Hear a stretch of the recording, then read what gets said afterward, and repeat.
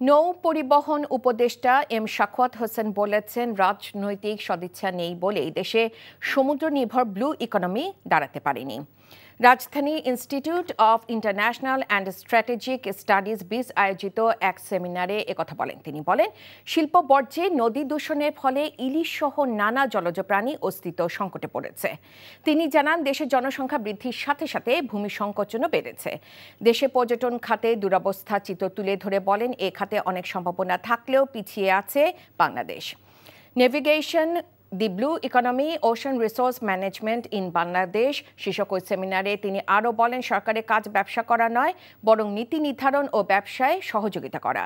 পৃথিবীর বিভিন্ন দেশে উদাহরণ দিয়ে সাখাওয়াত হোসেন বলেন, অনেক দেশে বন্দর ও ট্রেন ব্যবস্থা সরকার পরিচালনা করে না।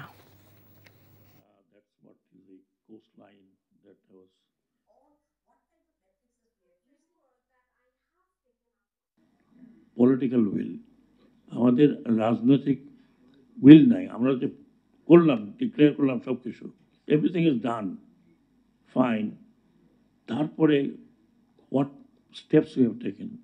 এ পর্যন্ত আমরা অনেক স্টেপ নিতে পারতাম। সমস্যাটা হচ্ছে ওখানে আমরা একটা অ্যানাউন্স করি, করার পরে হইচই পড়ে যায়, সেটা নিয়ে আমরা অত্যন্ত বাহবা করি। বান্ডেল থাকলে প্রতি সেনমানিতে টাকা বাঁচবে। বিকাশ সেনমানি বান্ডেল কিনে জিতুন প্রতি লেনদেনে।